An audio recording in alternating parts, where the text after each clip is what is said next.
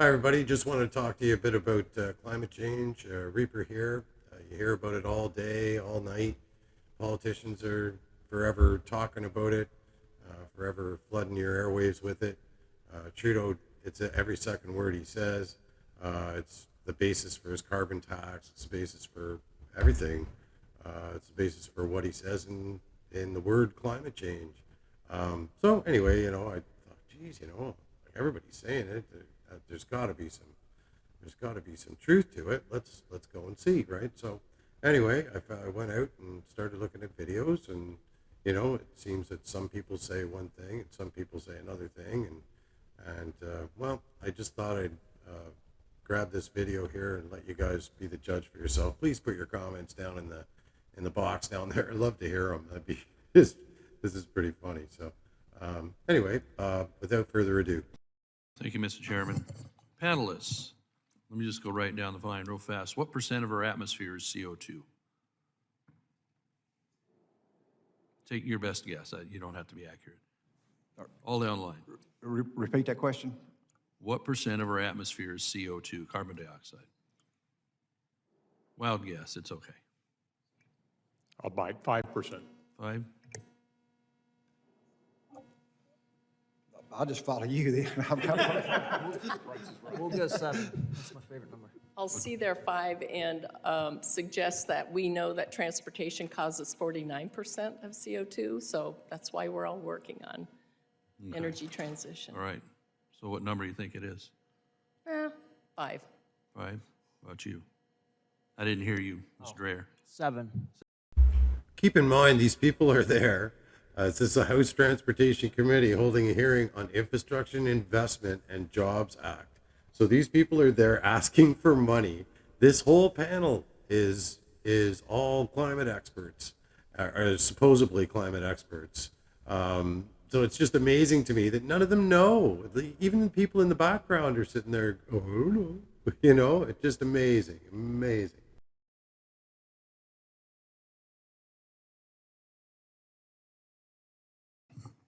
Price is Right.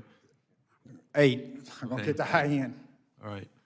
Well, I appreciate that, and I don't mean to put you on ice. I ask a lot of people that because all we hear is climate change, CO2, CO2. I heard a couple of you on the panel saying you're looking to change your vehicles to electric, even though we don't have the electric grid.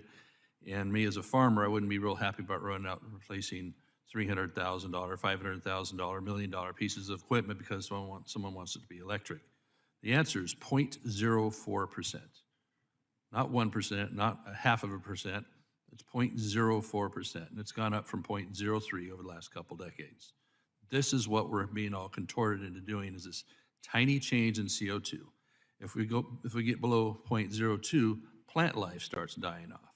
So let me ask Mr. Boyd, what are a lot of your vehicles Tier 4 already, or the vehicles that you know about in the industry? Yes. All right, so that's the cleanest burning diesel equipment you can get, right? Yes, sir. All right, how about Mr. Dreyer? What do you think? Yes. Okay, so why would anybody be anxious to go out and change out all those vehicles that you've been upgrading? In my home state of California, CARB has eliminated lots of equipment. Trucks, we're down at least 70,000 truckers, and all because they don't make a mandate for a 2011 and newer vehicle. And so it's going to be harder to get things from the ports, all that. So anyway, I just wanted to underline that as we all get all giddy about trying to make everything electric, especially in my home state when they're shutting down the power grid and taking out hydroelectric dams. And they barely kept in place the nuclear power plant for an additional 5 years, which is 9% of our grid. I don't know how we're going to do this. I don't know how you guys are going to do construction out in remote areas where there isn't power lines yet nearby or what have you in order to charge this stuff. Maybe you'll bring generators. So anyway, thank you for letting me rant on that a little bit. Mr. Boyd, what are some of the challenges of trying to get permits to get stone, sand, and gravel available, especially like in places like California where just a few years ago, and I don't know what's current now, but in order to get these products into the Bay Area, they gave up getting it locally. They barged it in from British Columbia and stuff like that. Yeah, and I think that goes back to what we talked about a while ago on Buy America. Using your district as a great example, if these exclusions are not made on the construction materials end, I don't know how your district's gonna get any projects done. Just due to the permitting issues that you currently have, you have no other option but to bring it in outside of America. From somewhere else, a long ways away, longer transportation, right? Oh, no question.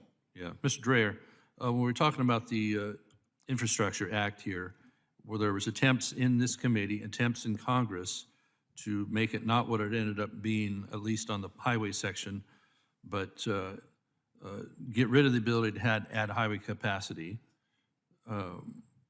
downgrading projects, and instead Secretary Buttigieg put in performance measurements to reduce CO2 and greenhouse gas from highway transportation. These are holding up projects. So this was supposed to be in a so-called Infrastructure Act that the president and Democrats pretty much did on their own in the last session that House Republicans didn't have a whole lot of opportunity to help shape. So the intent of Congress ended up being, by the time it got through the House and the Senate, to do a bill that would be a little more broad in transportation projects. So give me your interpretation of what we ended up with if we can't add lanes and we can't do the things that are actually going to upgrade infrastructure. You're going to have to go fast. Sorry. I don't have any information on that question. No info? Okay. Well, buying, again, like in my home state, they'll put out a new gas tax, for example, put that in place. And then by the time it gets passed, the voters have agreed to it.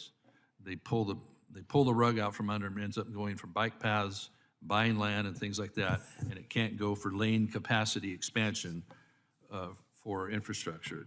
They can barely keep the focus on fixing infrastructure we have, or certainly adding to it, like what real people want. So instead we get high-speed rail, which is half of it's underwater in the Central Valley right now. Thank you, Mr. Chairman, I'll yield back.